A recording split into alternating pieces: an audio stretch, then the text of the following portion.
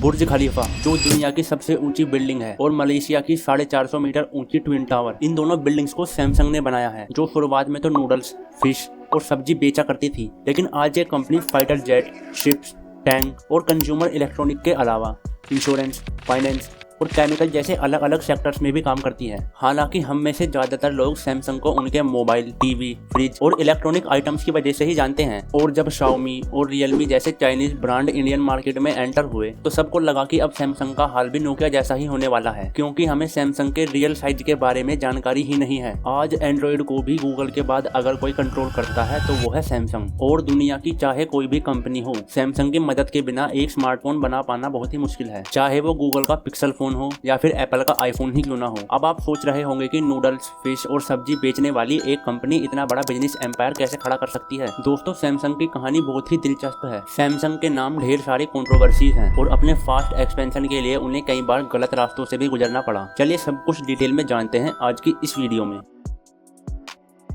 दोस्तों, ये है ली बियांग-चुल, जो साउथ कोरिया की एक रिच फैमिली से बिलोंग करते हैं और सिर्फ 28 साल की उम्र में इन्होंने सैमसंग ट्रेडिंग कंपनी की शुरुआत की थी। आपकी जानकारी के लिए बता दूं कि कोरिया में सैमसंग का मतलब होता है 3 स्टार, जहां पर 3 नंबर कोरिया में बिग और पावरफुल को शो करता है और स्टार का मतलब होता है एवरलास्टिंग। और आज बिग, पावरफुल और एवरलास्टिंग सैमसंग को डिस्क्राइब करने के लिए एक परफेक्ट शब्द है। लेकिन शुरुआत में ऐसा नहीं था। सैमसंग एक छोटी सी ट्रेडिंग कंपनी हुआ करती थी, जिसने धीरे धीरे अपने बिजनेस को पूरे साउथ कोरिया में और आसपास के कुछ कंट्रीज में एक्सपेंड कर लिया। सियोल शहर में उनका हेड ऑफिस था और साल 1950 में जब नॉर्थ कोरिया से वॉर शुरू हुआ तब उनका नाम साउथ कोरिया के टॉप 10 ट्रेडिंग कंपनी में शामिल हो गया था। और दोस्तों, इस वॉर से ही सैमसंग की असली कहानी शुरू होती है। वॉर की वजह से उनको अपना बेस सियोल से बुसान शिफ्ट करना पड़ा और बिजनेस की हालत तो ऐसी हो गई कि सर्वाइव करना भी बहुत मुश्किल था। एक्सपोर्ट करना तो दूर, लोग खाने पीने की चीजों के लिए भी इम्पोर्ट पर डिपेंड हो गए थे। जैसे ही वॉर खत्म हुआ, ली ने अपने बिजनेस को डाइवर्सिफाई करने का फैसला किया और लोगों के लिए सस्ते प्रोडक्ट्स बनाने के लिए काम करने लगे। कोरिया में शुगर केन का प्रोडक्शन काफी बड़े स्केल पर होता था, इसलिए सैमसंग ने शुरुआत एक शुगर रिफाइनरी के साथ की और उसके प्रॉफिट से ही टेक्सटाइल इंडस्ट्री में भी एंटर कर गए, ताकि लोगों के लिए सस्ते कपड़ों की जरूरत को भी पूरा किया जा सके। सैमसंग ने कोरिया का सबसे बड़ा वूलन मिनी स्टार्ट कर दिया और कपड़े भी बनाने लगे। दोस्तों, सैमसंग के डाइवर्सिफिकेशन ने कंपनी को डूबने से बचा लिया था, इसीलिए ली ने इस स्ट्रेटेजी को और भी एग्रेसिवली फॉलो करना शुरू कर दिया और अलग अलग एरिया में अपने प्रॉफिट को इन्वेस्ट करने लगे। सैमसंग ने अपने कई डिपार्टमेंटल स्टोर्स भी खोले और इंश्योरेंस बिजनेस में भी एंटर कर गए। आज के समय में सैमसंग कोरिया की सबसे बड़ी इंश्योरेंस कंपनी है और इन सभी बिजनेस एक्सपेंशन से सैमसंग के पास इतना पैसा आने लगा कि ली बियांग-चुल साउथ कोरिया के रिचेस्ट मैन बन गए। फिर साल आया 1968,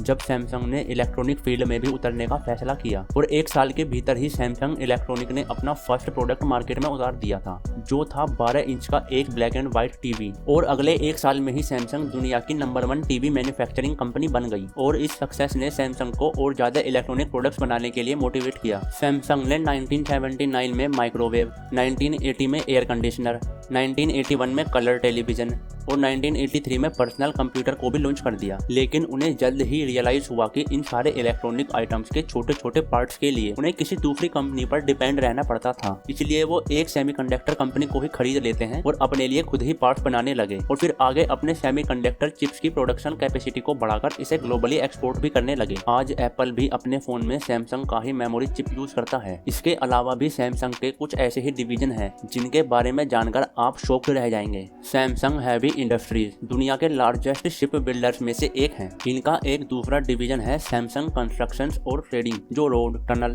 ब्रिजेस और काफी बड़े बड़े बिल्डिंग प्रोजेक्ट्स पर काम करता है। जैसा कि मैंने आपको वीडियो के शुरू में ही बताया था कि दुबई की बुर्ज खलीफा और मलेशिया के ट्विन टावर को सैमसंग ने ही बनाया है। इसके अलावा साउथ कोरिया का लार्जेस्ट थीम पार्क एवरलैंड, कई लग्जरियस होटल और एक पूरा टाउन सैमसंग ओन करता है, जिसे सैमसंग टाउन के नाम से भी जाना जाता है। अब शायद जो लोग सैमसंग को एक मोबाइल फोन या कंज्यूमर इलेक्ट्रॉनिक की कंपनी समझते थे, वो मुश्किल से आइसबर्ग के ऊपर का एक छोटा सा हिस्सा था। अभी मैंने आपको सैमसंग के नॉन प्रॉफिट फाउंडेशन के बारे में तो बताया ही नहीं है, जिसमें सैमसंग की यूनिवर्सिटी और मेडिकल सेंटर शामिल है। एक यंग एंटरप्रेन्योर छोटा सा बिजनेस स्टार्ट करता है, अपने बिजनेस को अलग अलग मार्केट में डाइवर्सिफाई करता है, कोई रुकावट नहीं, कोई चैलेंज नहीं और बहुत ही कम समय में एक मल्टी बिलियन एम्पायर खड़ा कर लेता है। सुनने में ये स्टोरी एक इनक्रेडिबल बिजनेस सक्सेस की तरह लगती है, लेकिन ये पूरी कहानी नहीं है। दोस्तों, इसकी सक्सेस के पीछे की कहानी बहुत ही ज्यादा कंट्रोवर्शियल रही हैं। तो चलिए इस सक्सेस की जर्नी के डार्क साइड को भी समझते हैं। वॉर के बाद साउथ कोरिया की अर्थव्यवस्था बर्बाद हो गई थी। प्रोडक्शन और एक्सपोर्ट पूरी तरह से रुक चुका था। कोरियन प्रेसिडेंट अपनी इकोनॉमी को एक्सपेंड करना चाहते थे और इसके लिए उन्होंने बड़े कोरियन ग्रुप को सपोर्ट करने का चयन किया,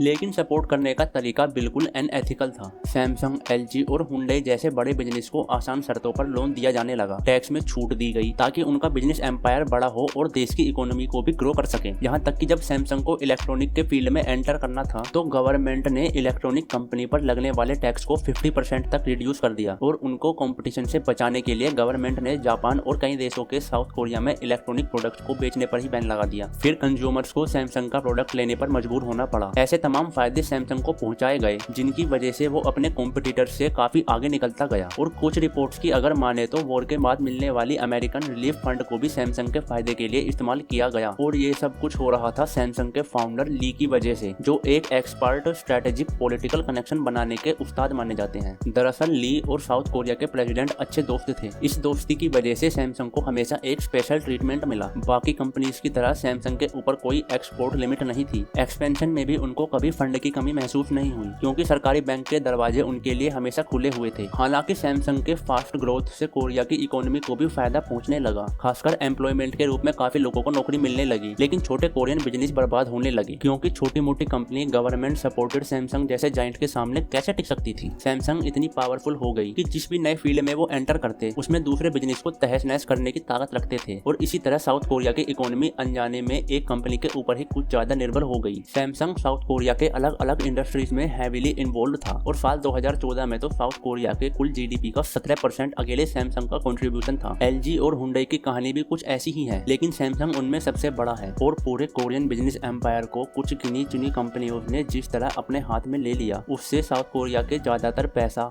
पावर और इन्फ्लुएंस 2-3 बिजनेस फैमिली के कंट्रोल में आ गया। साल 1987 में ली बियोंग चुल की डेथ के बाद उनके बेटे ली कुन ही ने उनकी जगह संभाल ली, जिनके समय में सैमसंग और गवर्नमेंट का रिलेशन और भी ज्यादा कंट्रोवर्शियल हो गया। साल 1996 में उनके ऊपर फॉर्मर प्रेसिडेंट को रिश्वत देने का आरोप लगा, लेकिन सैमसंग की गवर्नमेंट कनेक्शन की वजह से तत्कालीन प्रेसिडेंट ने उन्हें बिना किसी एक्शन के माफ कर दिया। ऐसी ही एक घटना साल 2008 में हुई जब ली कुन ही को टैक्स चोरी के एक और घोटाले में दोषी पाया गया और उन्हें अपने पद से हटने के साथ ही 3 साल की सजा भी सुनाई गई। लेकिन अगले साल उस समय के प्रेसिडेंट ने सजा को माफ कर दिया और फिर से सैमसंग के अध्यक्ष बना दिए गए, जैसे कुछ हुआ ही नहीं था। इससे आप सैमसंग और कोरियन गवर्नमेंट के बीच के रिलेशन को समझ सकते हैं। इसके बाद भी अपने बेटे ली जियोंग को सैमसंग का हेड बनाने के लिए गवर्नमेंट ऑफिशियल्स को रिश्वत देने के आरोप इनके ऊपर लगे। फिर इनके बेटे ली जियोंग भी रिश्वत देने के आरोप में दोषी पाए गए, लेकिन किसी भी आरोप में एक्शन नहीं लिया गया। आज सैमसंग के खिलाफ आवाज उठाने की हिम्मत किसी में भी नहीं है। लोग जानते हैं कि सैमसंग के खिलाफ आवाज उठाना मतलब गवर्नमेंट के खिलाफ आवाज उठाना है। और साउथ कोरिया के ज्यादातर लोग अब ये मानने लगे हैं कि सैमसंग को अब कोई और हरा नहीं सकता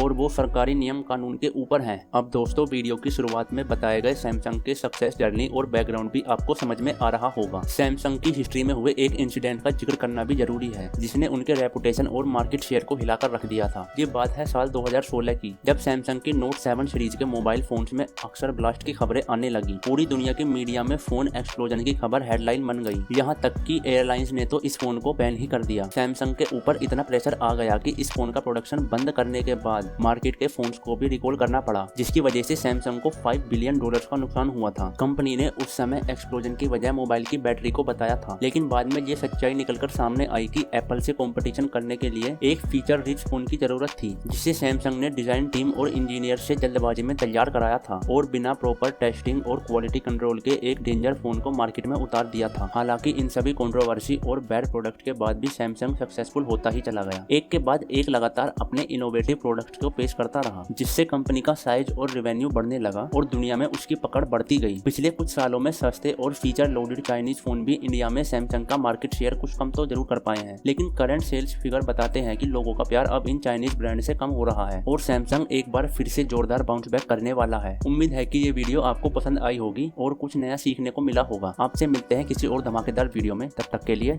जय हिंद।